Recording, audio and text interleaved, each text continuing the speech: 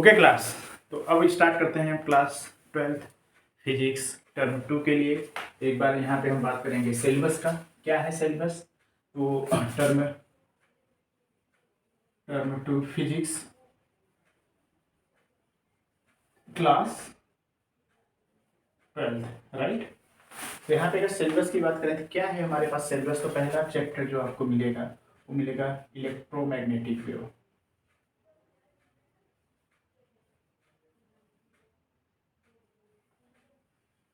दूसरा आपको मिलता है बेटा यहाँ पे रे ऑप्टिक्स, और तीसरा का जो मिलेगा आपको वेव ऑप्टिक्स, और चौथा हमारे पास आता है डुअल नेचर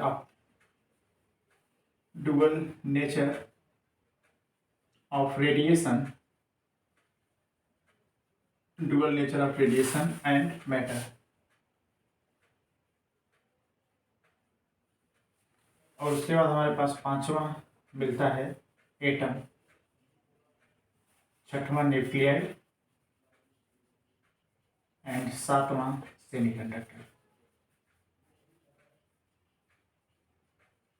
तो करीब करीब ये हमारे पास सिलेबस है जो 35 नंबर कवर करते हैं। अगर ये बात करें तो यहाँ से 2 नंबर के क्वेश्चंस आते हैं, और इस वाले चैप्टर से करीब करीब आप मान के चलो कि 7 नंबर के रहते हैं। और यहाँ से अगर हम बात करें बेटा तो करीब ये मान के चलो कि 7 नंबर यहाँ से भी रहते हैं, यहाँ से करीब 6 नंबर, और यहाँ से आप मान सकते हो इन दोनों से मिला के करीब करीब आप 6 नंबर तो रख ही सकते हो, और नीचे वाले से भी आप 7 नंबर। तो एक बार नंबर देख लें हम, तो 7 14 7 21 21 और 2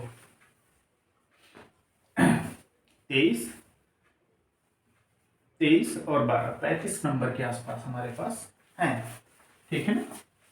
आप देख लो 7 14 21 21 2 23 23 और 12 35, ठीक है ना। तो ये 35 नंबर की हमारे पास सिलेबस है, ठीक है। तो यहाँ से हम अभी स्टार्ट करेंगे रे ऑप्टिक्स, वेव ऑप्टिक्स, फिर हम सेमीकंडक्टर, इस तरह से चलेंगे, एक एक सीरीज बनाएंगे इस पे हम, ठीक है। तो इसको रफ कर देते हैं। अगर आपको सिलेबस लिखना है तो आप लिख लो, okay.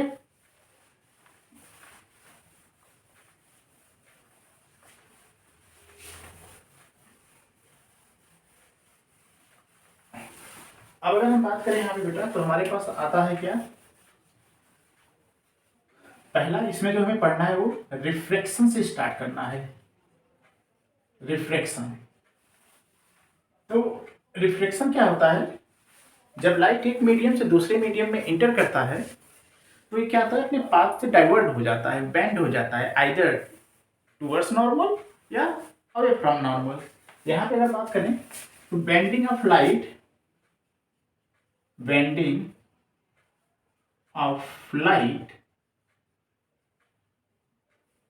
when enter from one medium to another medium,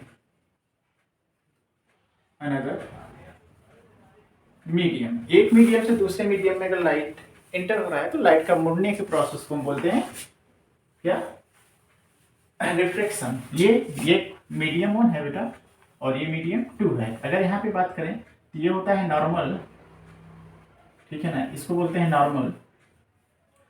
अब देखो ये रे है, ये इंसिडेंट रे है, और ये नॉर्मल हमेशा 90 डिग्री होता है सरफेस से। ये इंसिडेंट एंगल हो गया, ये मूव किया, ये रिफ्लेक्टेड एंगल हो गया।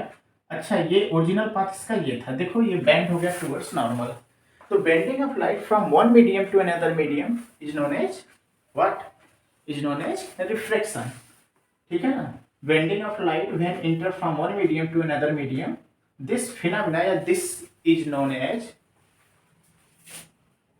this process of light is called refraction. This process of light is called refraction. ठीक है, यहां से हमें एक चीज समझ में आता है कि रिफ्रैक्शन के बारे में हमें क्या पता चल गया कि बेंडिंग ऑफ लाइट, जब लाइट एक मीडियम से दूसरे मीडियम में इंटर करता है तो उसे हम क्या बोलते हैं, रिफ्रैक्शन। अब ये पता चलेगा कि कभी कभी ये जो है, अच्छा कॉज ऑफ, अगर यहाँ पे बात करें तो क्या है कॉज, क्यों होता है रिफ्लेक्शन, तो इसका मेन रीजन ये है कि जब लाइट एक मीडियम से दूसरे मीडियम में इंटर करता है तो लाइट का हर एक मीडियम में वेलोसिटी अलग अलग होता है। मे बी जिस मीडियम में इंटर कर रहा है वहां पे वेलोसिटी इंक्रीज भी कर सकता है, या जिस मीडियम में इंटर कर रहा है वहां पे वेलोसिटी डिक्रीज कर रहा है। तो इस प्रोसेस को, ये रीजन है किसका, रिफ्लेक्शन का, ठीक है ना, रिफ्लेक्शन का यही रीजन है। क्लियर हो गया बात। तो अब अब ये समझो कि जिस मीडियम में स्पीड ऑफ लाइट ज्यादा हो, वेलोसिटी ज्यादा हो, उसको हम रेयर मीडियम कहते हैं। तो हम ये मान लेते हैं कि पहला मीडियम हमारा कैसा है, रेयर मीडियम, और दूसरा जिसमें इंटर कर रहा है तो उसको डेंसर मीडियम है। तो रेयर मीडियम और डेंसर मीडियम, रेयर मीडियम में लाइट की स्पीड क्या होती है, इंक्रीज होती है। तो आप लिख सकते हो यहाँ पे रेयर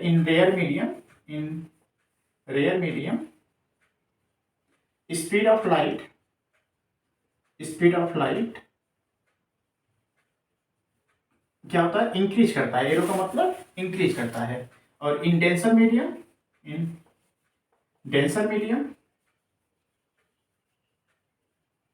स्पीड ऑफ लाइट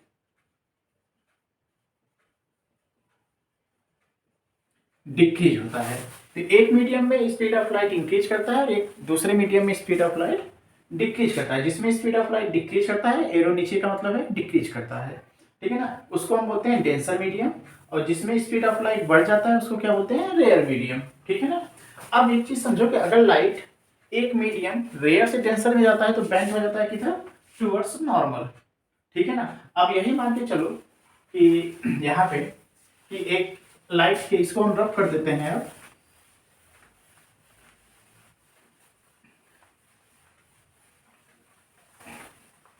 अब यहाँ पे अगर हम बात करें यहाँ पे, तो अगर मान लिया कि हमारे पास एक दूसरा मीडियम है, ये हो गया डेंसर मीडियम और ये हो गया rare medium.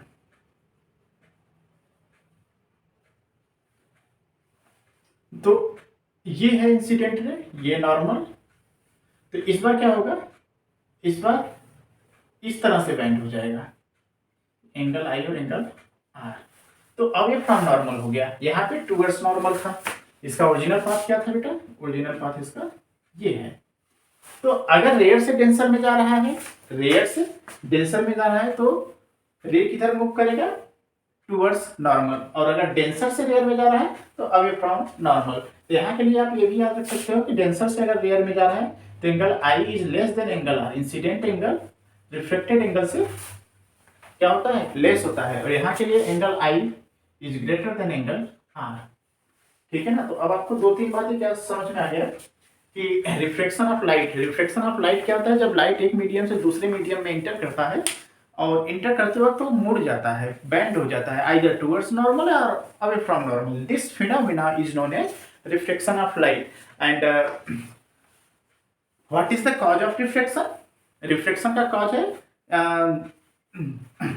Variation, you can say that कि different velocity light in different medium, right, कि लाइट की वेलोसिटी अलग अलग मीडियम में अलग अलग है, राइट, ठीक है। तो ये रीजन है। अब जिस मीडियम में स्पीड ऑफ लाइट ज्यादा होता है उसको हम रेयर मीडियम बोलते हैं, जिस मीडियम में स्पीड ऑफ लाइट कम होता है उसको हम डेंसर मीडियम बोलते हैं।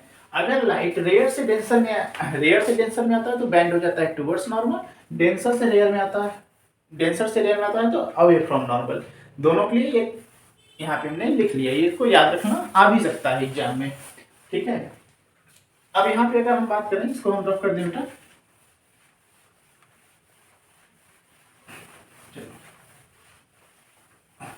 तो अब अगर यहां पे बात करें लॉज ऑफ रिफ्लेक्शन,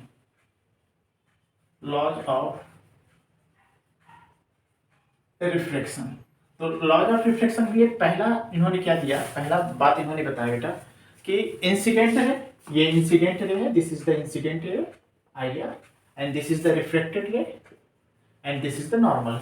इंसिडेंट रे मतलब IR, reflected ray and normal lie on same plane। दूसरे की बात इन्होंने बताया कि एक रेशियो दिए sine I, angle of incident with sine and angle of reflected with sine is constant n2 1। एक कांस्टेंट आता है, इसको हम लिखते हैं n2 अपॉन में n1। n2 1 यहाँ पे बेटा शो करता है। अच्छा, इसको जाना भी जाता है, दुनिया में से लोग इस नाम से जानते हैं, स्नेल्स लॉ। तो n2 1 को बोलते हैं refractive index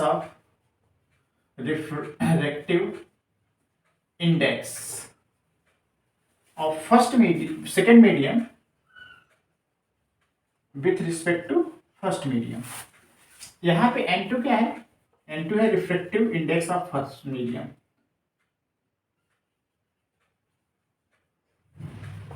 refractive index of first medium.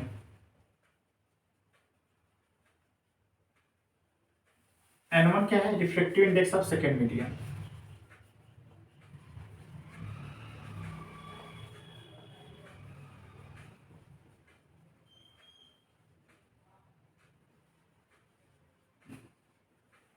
ठीक है ना? तो n1 n2 पता चल गया। अब यहाँ पे टर्म आता है कि रिफ्रैक्टिव इंडेक्स है क्या, ये भी समझा दो, ये भी समझ लो। रिफ्रैक्टिव इंडेक्स होता है speed of light in vacuum, speed of light in vacuum upon में स्पीड ऑफ लाइट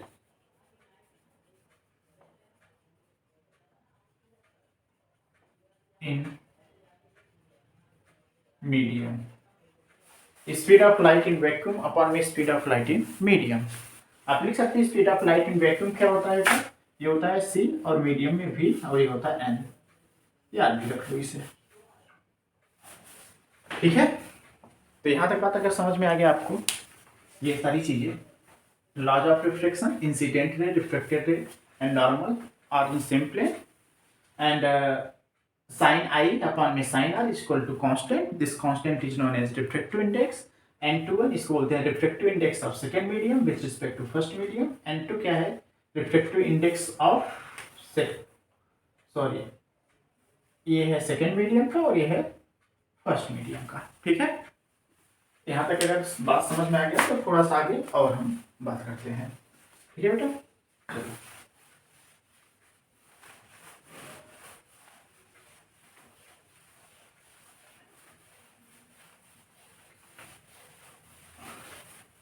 अब एक चीज समझो कि ये पूरी बातें अगर क्लियर हो गए हैं तो आगे हम बात करेंगे कि ये चीज समझो कि एक मीडियम 1 है और ये मीडियम 2 है। यहाँ पे वेलोसिटी v1 है और यहाँ पे वेलोसिटी v2 है। यहाँ का रिफ्लेक्टिव इंडेक्स n1 और यहाँ का रिफ्लेक्टिव इंडेक्स n2। तो यहाँ पे एक बात समझो आप बेटा, अभी हमने आपको स्नेल्स लॉ बाय यूजिंग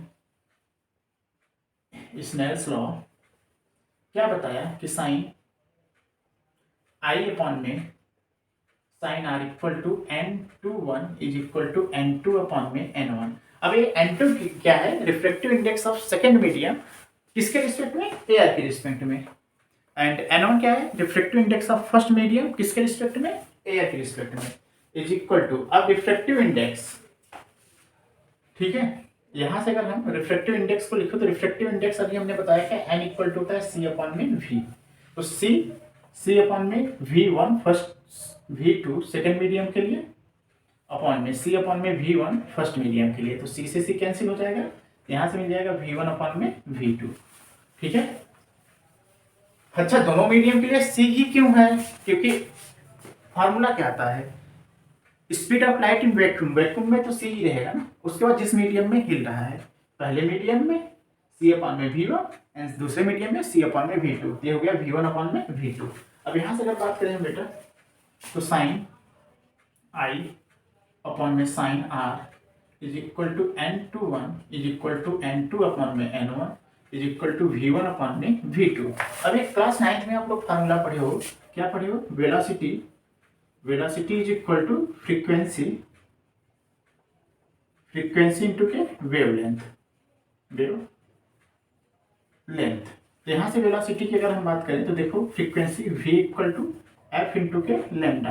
तो मीडियम वन के लिए, अब मीडियम वन के लिए है आपके पास ये हो गया, क्या हो गया, लेमडा वन हो गया वेवलेंथ एंड लेमडा टू हो गया दूसरे मीडियम के, and frequency F and frequency F. Frequency हमने सेम रखा, क्यों रखा अभी बताते हैं आपको। तो यहाँ पे लिखोगे एफ लेमडा वन अपॉन में एफ लेमडा टू, तो एफ से एफ कैंसिल हो जाएगा, तो यहाँ से आपको मिल जाएगा साइन आई अपॉन में sine are is equal to n two one is equal to n two upon में n one is equal to v one upon में v two equal to lambda one upon में lambda two. इसको याद रख लेना आपको, ठीक है, ये वाला, ठीक है। अब देखो एक क्वेश्चन आता है कि when light enter from one medium to another medium, when light enter from one medium to another medium its frequency remains same. ये तो याद रखना है, और क्यों भाई, तो याद रखो कि फ्रीक्वेंसी इसलिए सेम होता है क्योंकि बहुत सारी चीज़ों पे जो है डिस्कस नहीं किया जा सकता, जो इनहेरेंट प्रॉपर्टी होता है। जैसे इंसानों के पास दो हाथें होती हैं, क्यों होती हैं, ये डिस्कस का मुद्दा नहीं है। वैसे ही frequency is inherent property of light, that's why it not will change when light enter from one medium to another medium. Okay, ठीक है, क्यों, क्योंकि दिस आप कह सकते हो this is the inherent property. तो आप नोट करके इस पॉइंट को लिख भी लो कि when light enter from one medium to another medium its frequency remains same, right, because the frequency is a inherent property या इनबोर्न प्रॉपर्टी या fundamental property of the light. Okay, तो ये पॉइंट इंपॉर्टेंट है, इसको याद रखना। ये star gold और ये when light inter from one medium to second medium its frequency remains same। frequency same होता है because frequency is inherent or fundamental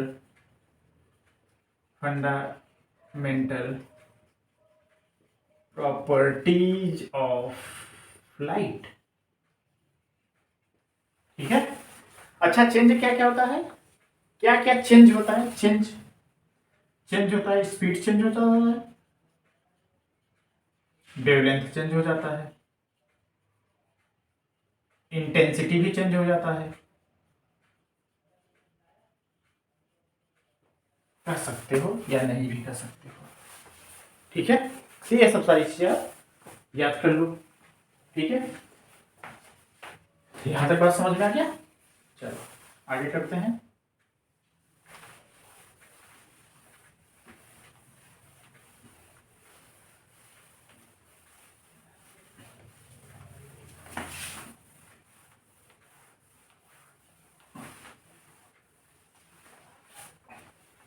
अब अगर दूसरी बात करें हम यहाँ पे, तो ये एक मान लिया कि एक ग्लास स्लैब है, राइट। यहां से एक रे, ये नॉर्मल हो गया, यहां से एक रे इंसिडेंट किया, ये हो गया इंसिडेंट एंगल, ठीक है। ये अब देखो ये रेयर मीडियम, ये डेंसर मीडियम, और फिर यहां पे आ गए रेयर मीडियम। तो अब क्या होगा, यहां से रे बैंड हो जाएगा, रेयर से डेंसर में आ रहा है, बैंड हो गया किधर, टूवर्ड्स नॉर्मल। अब फिर ये बाहर निकल रहा है, डेंसर से रेयर में आ रहा है, तो अवे फ्रॉम नॉर्मल। तो ये एंगल ये और ये क्या हो गया, ये हो गया बेटा आपका इंसिडेंट रिफ्लेक्टेड एंगल, और ये हो गया इमर्जेंट एंगल, इसको बोलते हैं इमर्जेंट रे, इमर्जेंट रे। तो यहाँ पे अगर ये देखें तो इसके लिए कंडीशन आता है कि ये दोनों एंगल सेम होते हैं।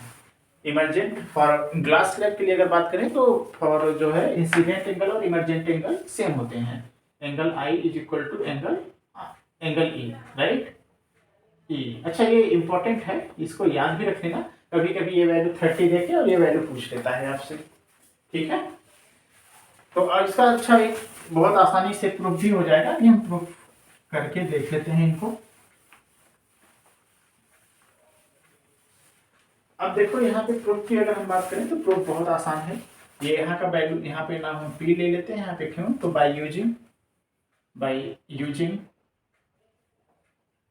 स्नेल्स लॉ एट पॉइंट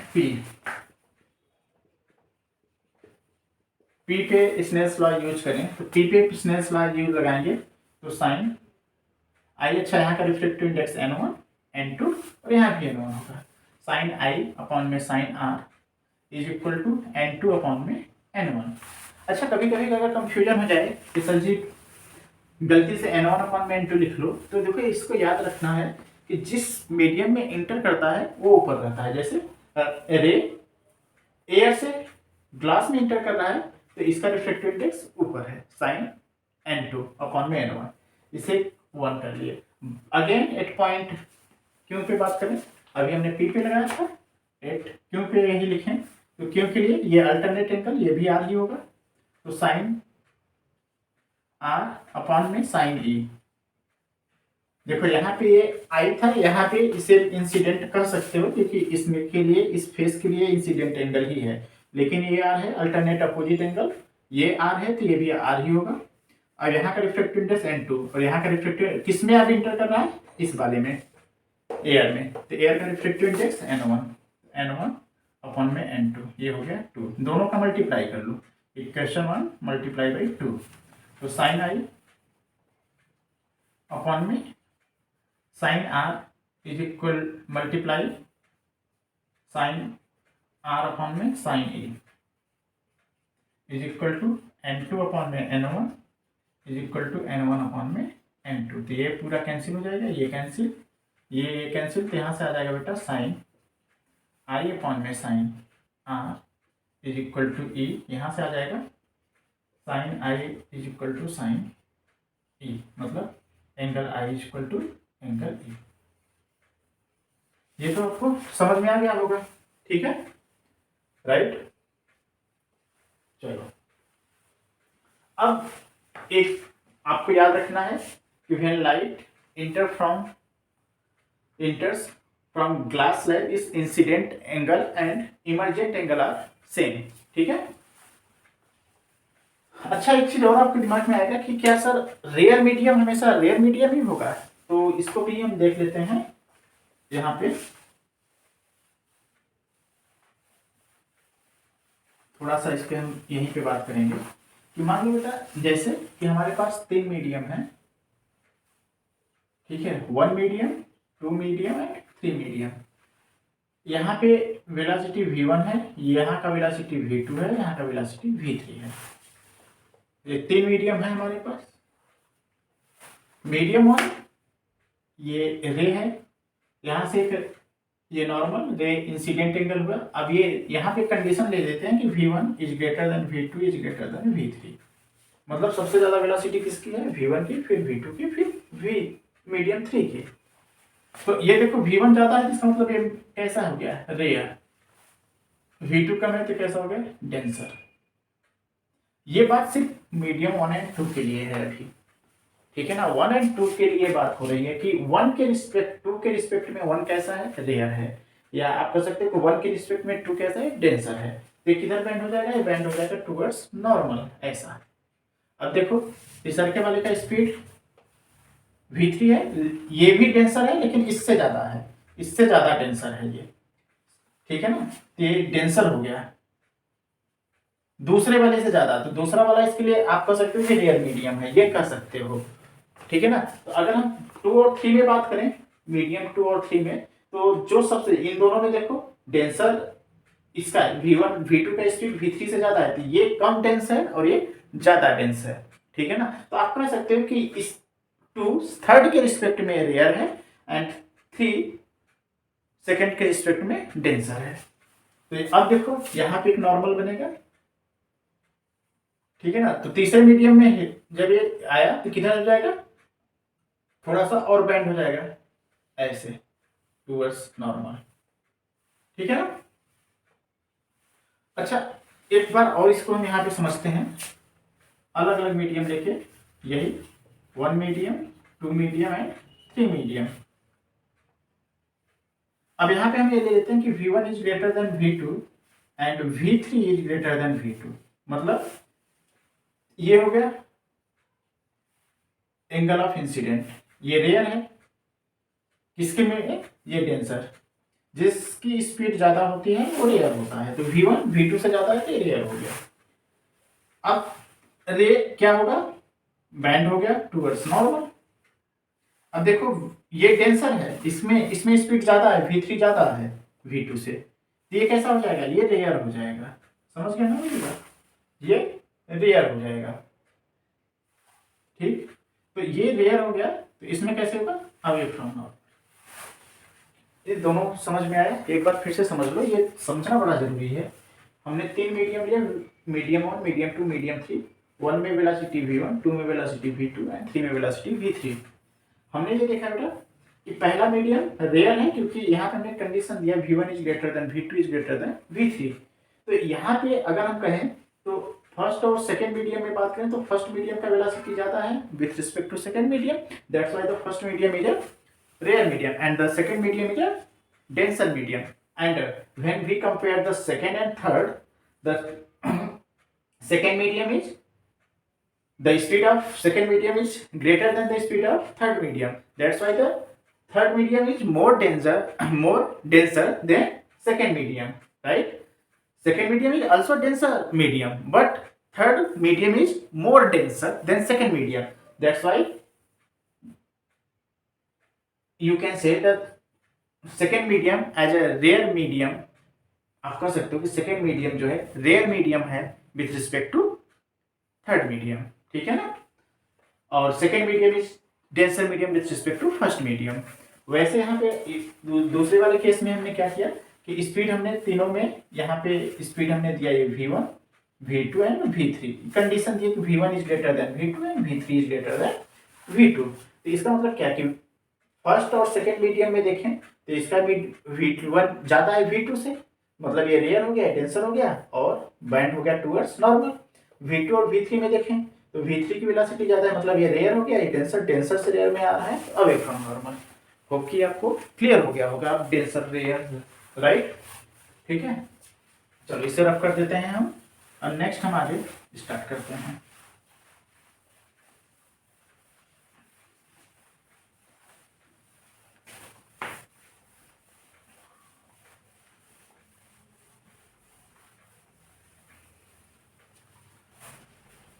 अब अगर हम बात करें एक अलग मीडियम की बात करें यहाँ पे, या आप कह सकते हो कि जो है यहाँ पे लेटरल शिफ्ट की बात करें हम, लेटरल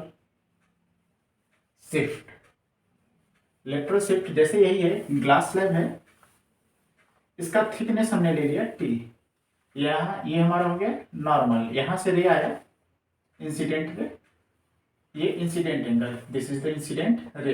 अब एक बात समझो, ये एयर है और ये ग्लास है, तो ग्लास जो है, ग्लास का रिफ्रैक्टिव इंडेक्स ज्यादा होता है, आप चाहो तो याद कर सकते हो कि रिफ्रैक्टिव इंडेक्स एयर का 1, रिफ्रैक्टिव इंडेक्स वाटर का 1.33, जिसे हम 4/3 भी लिखते हैं, एंड रिफ्रैक्टिव इंडेक्स ग्लास का 1.5, जिसे हम 3/2 भी लिखते हैं।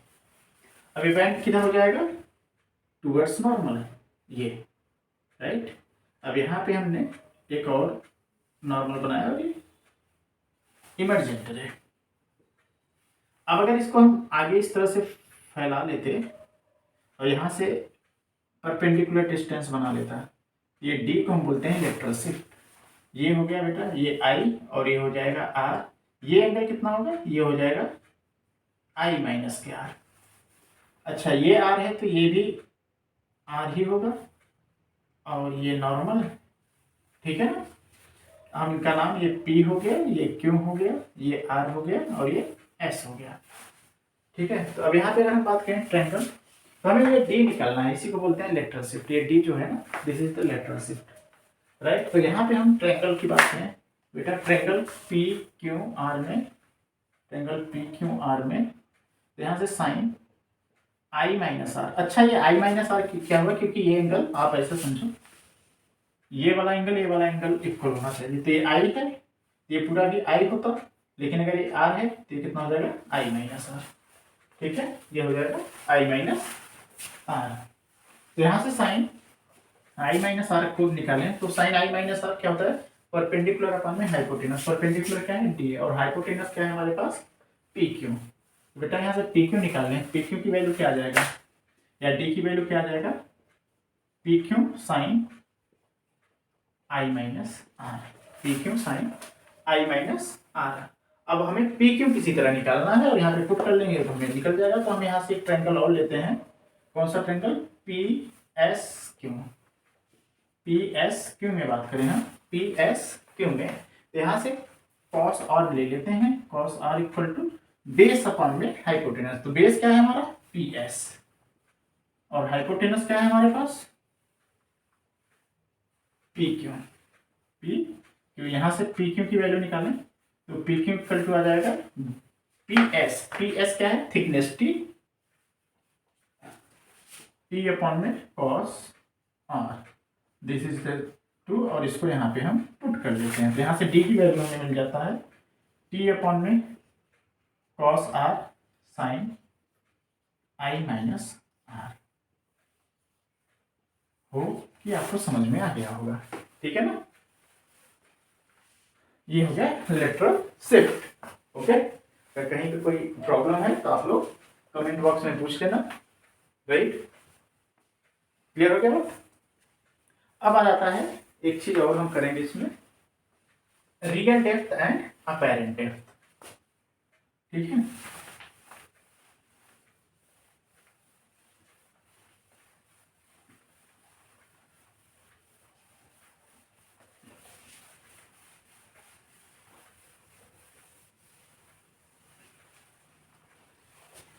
तो ये एक बार क्विक रिवीजन कर लें यहाँ पे जो जो फार्मूले आए।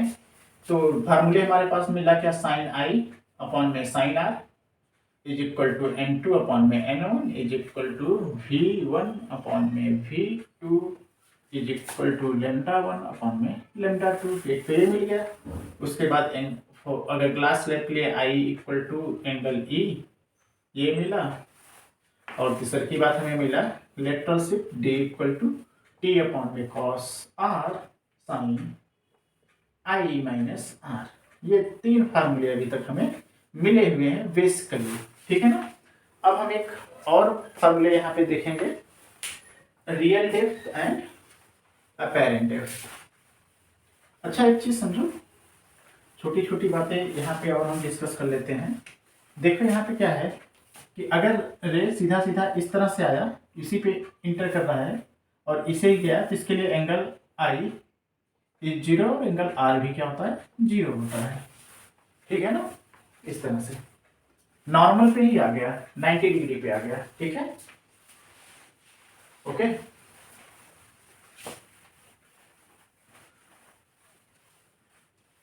तो अब यहाँ पे एक बात करें हम, real depth and apparent depth.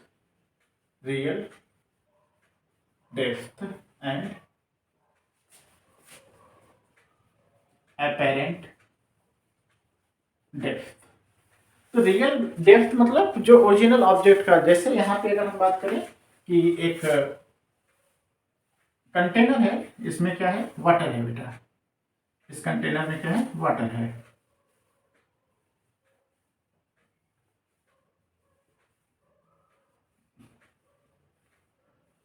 यहाँ बॉटम पे एक ऑब्जेक्ट रखा गया है, ये ऑब्जेक्ट है ओ। तो यहां से अगर हम बात करें बेटा, तो यहां से क्रिया अगर सीधा जाएगा तो ऐसे क्रॉस कर जाएगा सीधा। ठीक है, राइट। और दूसरा का किसी एंगल पे गया,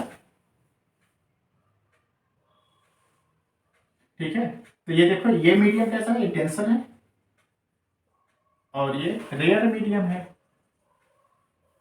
तो यहां से इस तरह से बैंड हो जाएगा। अब जब इसे बैक करेंगे तो ये जाके यहां पे मिला, इसका इमेज बना। तो जब आप ऐसे देखते हैं ना, यहां से आंखें ये देखता है, तो इसको कहां दिखाई देगा ये ऑब्जेक्ट, यहां पे दिखाई देगा। तो ये क्या हो गया इसका अपेरेंट डेप्थ, मतलब यहाँ से इतने ही, वैसे ये हाइट कितने नीचे है, ये मान लिया कि h हाइट नीचे है, ठीक है ना, ये मान लिया एक p है, तो पी ओ क्या है, रियल डेप्थ है, real depth, and P I क्या है, पी आई है अपेरेंट डेप्थ, ठीक है ना। तो अब एक बात समझो, यहाँ पे भी ये नॉर्मल है, ये इंसिडेंट यहाँ से अगर हम ये इंसिडेंट एंगल आई ले लें तो ये भी आई हो जाएगा, ये रिफ्लेक्टेड एंगल आर तो ये भी आर हो जाएगा, ठीक है ना। पी आई तो हमारा अपेरेंट डेप्थ, और इसको हम बोलते हैं ओ पी ओ, ये डिस्टेंस। तो यहाँ पे एक अच्छा एक बात एकदम नोट करके लिखो, यहाँ पे जो हम बात करते हैं नोट करके, आइदर रे ऑप्टिक्स एंड वेव ऑप्टिक्स के लिए आप लिख सकते हो, क्या लिख सकते हो रे ऑप्टिक्स एंड वेव ऑप्टिक्स के लिए, tan i equal to sine i, मतलब कुछ भी हो, अगर tan है तो उसको i इक्वल टू साइन आई, क्योंकि यहाँ पे एंगल बड़े छोटे होते हैं।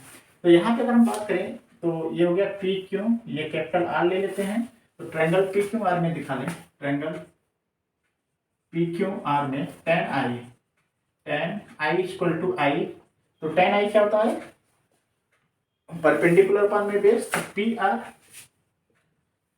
अपॉन में बेस क्या है, पी क्यू, यहाँ से आई की वैल्यू मिल गई, और ट्रायंगल पी आई आर में निकालें, पी कैपिटल आई आर में tan R is equal to R, और इज इक्वल टू व्हाट, देखो यहाँ पे हमने डिस्कस किया tan आई की वैल्यू आई लिख लेंगे, इज इक्वल टू साइन आई, यहाँ से हो जाएगा ये पी आर अपॉन में पी आई, ठीक है ना। अब यहाँ का हमने रिफ्लेक्टिव इंडेक्स n1 ले लिया, और यहाँ का रिफ्लेक्टिव इंडेक्स n2 ले लिया, और n1 एयर है तो 1, और ये जो भी वाटर वगैरह लिक्विड होगा उसकी वैल्यू देखेंगे।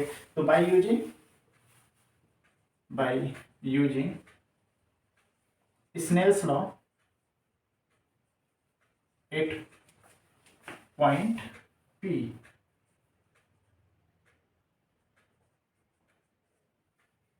सॉरी पॉइंट P नहीं, पॉइंट R पे, तो अब यहाँ पे हमें ये चीजें पता चल गई, ठीक है। तो यहाँ पे हम लिख सकते हैं यहाँ के लिए, अब देखो साइन आई अपॉन में sine are is equal to क्या, साइन आई अपॉन में साइन आर की वैल्यू अगर हम यहाँ से निकालेंगे, तो देखो यहाँ का रिफ्लेक्टिव इंडेक्स क्या है, जिस मीडियम में जा रहा है, किस मीडियम में रहा है, फर्स्ट में, किससे, n2 से, तो जिसमें जाता है ऊपर रहता है, तो n1 अपॉन में n2, ठीक है ना, n1 अपॉन में n2। तो अब इसका क्रॉस मल्टीप्लाई कर लेते हैं, क्रॉस मल्टीप्लाई करने से हमें यहाँ पे मिल जाएगा, इसको हम रब कर देते हैं, या ये नोट करके हम बातें जो यहाँ लिखे हैं यहाँ पे लिख देते हैं, for ray optics and wave optics, sine i equal to sine are is equal to, sorry sine i equal to sine r नहीं, tan i equal to i is equal to sine i, मतलब angle for very small angle, for very small angle, for very small angle. तो ये हमें पता चल गया, यहाँ से हम क्रॉस मल्टीप्लाई कर लें, तो n2 sine I is equal to n1 sine R. अब यहाँ देखो आई और आर की वैल्यू पता है, ये साइन आई के इक्वल होता है और ये साइन आर के इक्वल होता है, अभी तो बताया वहां से। तो n2 साइन आई क्या है, पी आर अपॉन में P Q is equal to n1 sine R क्या है, पी आर अपॉन में पी आई, तो पी आर से पी आर कैंसिल, तो यहां से बचा क्या, n2 अपॉन में P Q is equal to n1 upon में पी आई, राइट। तो यहां से हमें क्या चाहिए, पी आई अपेरेंट डेप्थ, तो पी आई इक्वल टू क्या आ जाएगा, पी आई इक्वल टू आ जाएगा पी क्यू इंटू के n1 अपॉन में पी क्यू इंटू के n1 अपॉन में n2। फॉर एयर के लिए n2 की वैल्यू क्या, n1 की वैल्यू क्या हो जाएगा 1, ठीक है ना, और इसको हम n2 को एन लिख लेते हैं। तो पी आई की वैल्यू क्या आ जाएगा, पी आई की वैल्यू आ जाएगा पी क्यू अपॉन में एन। रिफ्लेक्टिंग का पी क्यू है क्या, एच, तो एच अपॉन में एन, ये आ गया अपैरेंट डेप्थ, एच अपॉन में एन है। ठीक है ना। अच्छा कितना शिफ्ट हुआ, मतलब बॉटम से कितना ऊपर दिखाई दिया, तो शिफ्ट इसे बोलते हैं नॉर्मल शिफ्ट। नॉर्मल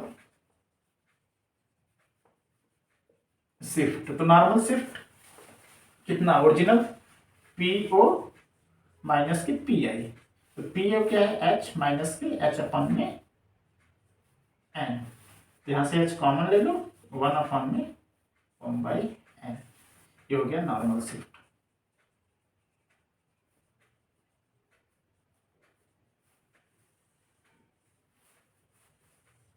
ठीक है, ये पूरा डेरिवेशन हो गया अपेरेंट डेप्थ। तो अपेरेंट डेप्थ, अब आप याद रखना अपेरेंट डेप्थ क्या होता है, अपेरेंट डेप्थ होता है original real depth, real depth, ये एच का है, रियल डेप्थ ये, तो रियल डेप्थ अपॉन में रिफ्रैक्टिव इंडेक्स, रिफ्रैक्टिव इंडेक्स। ठीक है ना। नॉर्मल शिफ्ट ये यहां से निकल जाएगा। ठीक है, ये फार्मूले आपको याद रख लेना है। ये पार्ट 1 था रिफ्लेक्शन पे, अभी इस पे हम सेकेंड पार्ट बनाएंगे जिसमें टीआईआर और उसके एप्लीकेशन ढेर सारी चीजें सीखेंगे। उसके बाद हम 2 पार्ट न्यूमेरिकल्स के कराएंगे इस पे, तो कुल मिला जुला के रिफ्लेक्शन पे हम 4 करेंगे। फिर रिफ्लेक्शन आगे बहुत सारे हैं, तो इस पे हम एक सीरीज अच्छा सा बनाएंगे। अगर वीडियो पसंद आया और अभी तक आप लगे हुए हो, देखे हो, तो उसके लिए थैंक यू, और इसको शेयर भी करो आप लोग। ओके।